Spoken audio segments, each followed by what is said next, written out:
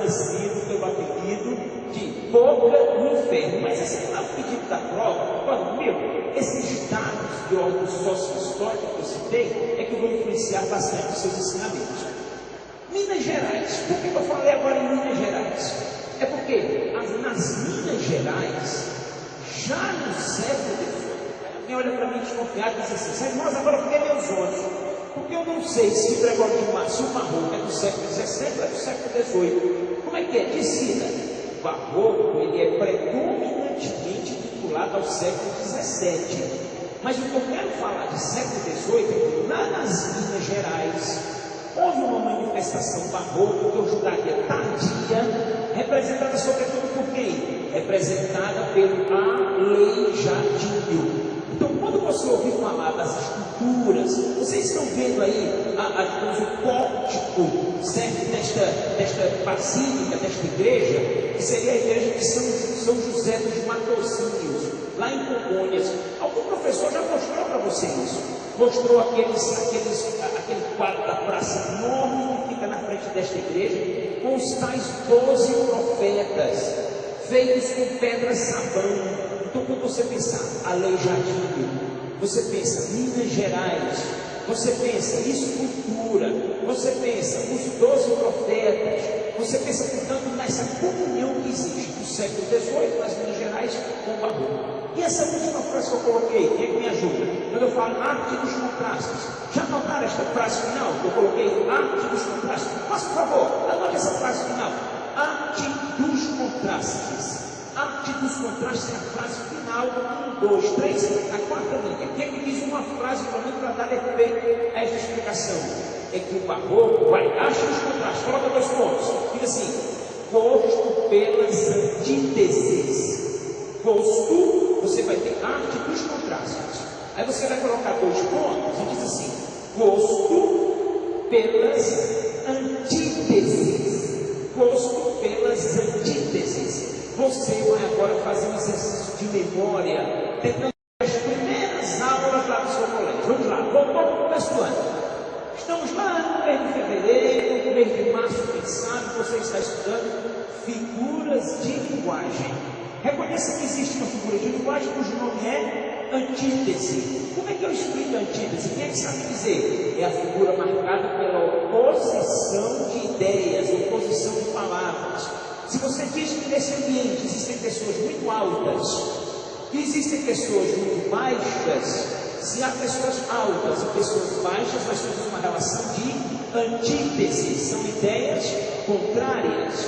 Se existem pessoas ricas, se existem pessoas pobres, eu tenho relações de oposição, de ideias contrárias, são relações antitéticas. Portanto, reconheça, uma das características que mais identifica o Barroco é o uso de antíteses. É, portanto, a arte dos contrastes. Grava bem essa.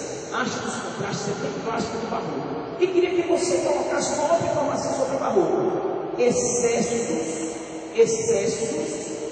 de requinte formal, excessos de requinte, excessos de requinte formal. Gente, grava bem isso, porque nós estamos fazendo apelos bastante sintéticos, mas que são dirigidos para a sua cultura, que é o Barroco é uma escola marcada pelo formalismo, pela beleza, pelo rebuscamento, pelo excesso de requintes, excesso de requintes formais. Então, estávamos primeiramente, onde tem que dizer para mim? Vamos recapitular já os 2 primeiros momentos. Como é que é? Século XVI. Não tira o olho, não está não. Não tira o olho, não está não.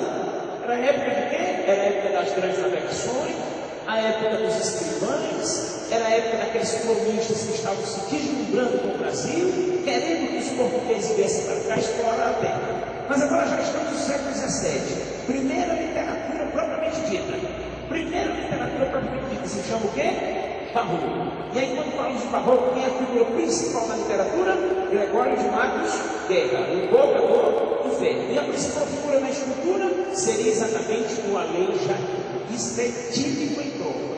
Vale ressaltar, por exemplo, vou lhe dar uma pista para uma questão do Enem. Por exemplo, você tem um histórico de 5 ou 6 livros falando do aleijadinho, mostrando as qualidades.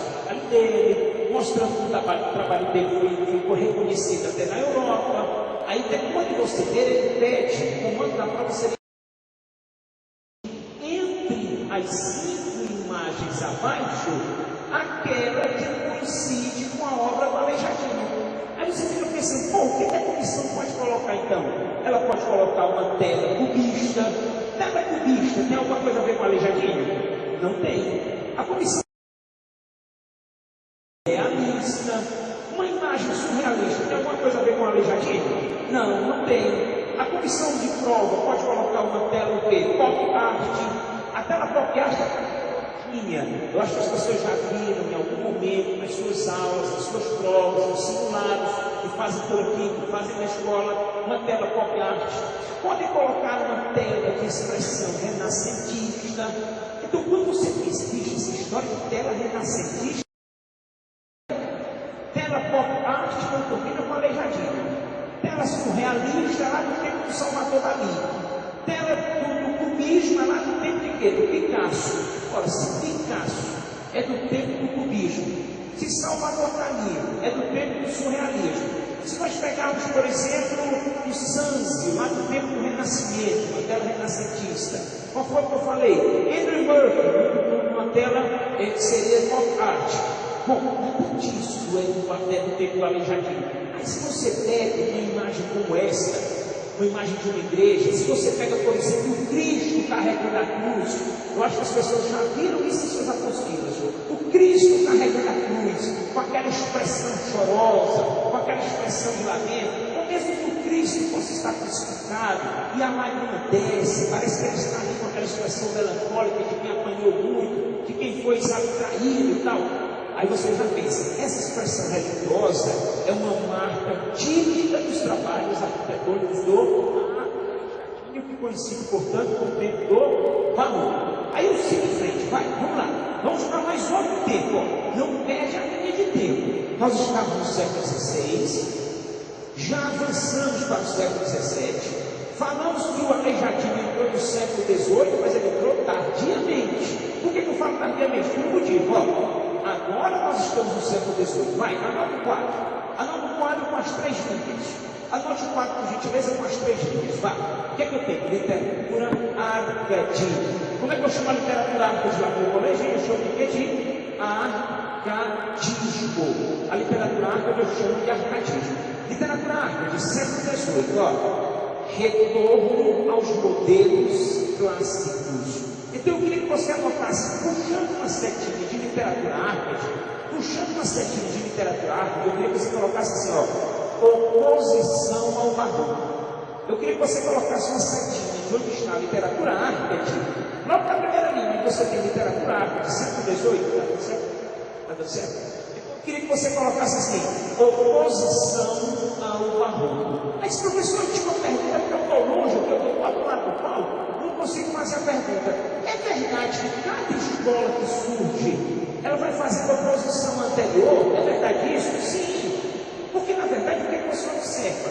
Uma escola se desenvolve durante um período, até que as fórmulas que ela manifesta vão se cansando, elas vão se esgotando, vão cansando o público.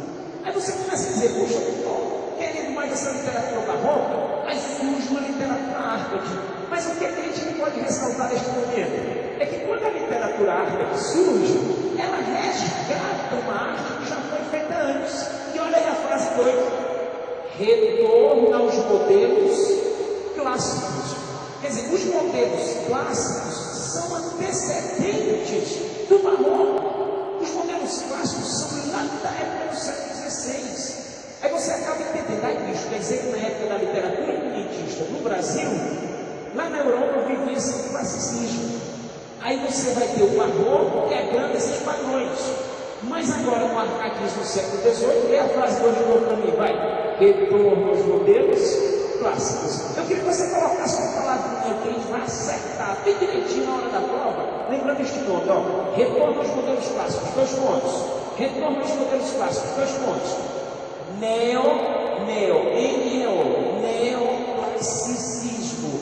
Vamos escrever juntos, só para ninguém errar essa palavra. Agora, bem devagarzinho, neo ninguém erra, né? E não tem hífen não, hein? Neoclassicismo. CLA, clássico, 2 S, neoclássico, 2 S, classicismo, com C. Então vai, neoclássico, 2 S, SSI, depois o C, classicismo. Então vamos lá, qual é o outro nome com o qual você pode identificar o arcadismo? Quem me conta? Neoclassicismo. Então, está lendo a prova. Domingo à tarde, você sabe que fez uma ótima prova ontem, aí de repente a questão de assim, na arte neoclássica, então, no tempo neoclássico, ou na produção neoclássica, já que produção neoclássica é essa, caramba? Eu não lembro de produção. Aí a produção neoclássica, você que está acompanhando a aula agora, 15 para as 5 desse tal dia, você diz, bicho, Sérgio Rosa me contou. Sérgio me contou que ele fala em literatura neoclássica, em produção neoclássica, em arte neoclássica. Eu estou lá no século XVIII. Século XVIII eu tenho que diz, qual é o centro socioeconômico cultural do arcadismo? Essa é boa, hein? Essa é boa. Está escrito aqui? Não, não está. Centro socioeconômico cultural do arcadismo, Minas Gerais. Professor, deixa eu recapitular para eu não confundir. Vamos lá, não vou confundir. Eu estou na época do Barroco, no século XVII. Olhou para o tela de novo, século XVII, Barroco. Onde é que eu estou? Bahia. Onde é que eu estou? Bahia. Qual é o ciclo socioeconômico da época? Cana-de-açúcar. Mas quando eu vou para o século XVIII, professor, eu estou nas Minas Gerais. Qual é o ciclo socioeconômico? Ciclo da mineração. Então o barroco combina com a cana-de-açúcar. O arcadismo combina com o ciclo do ouro. É o ciclo da mineração. Estão vendo essa cidadezinha aí? Essa cidadezinha que eu diria de aparência modesta, de aparência bem interiorana.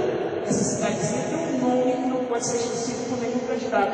Como é o nome dessa cidadezinha? Vila Rica.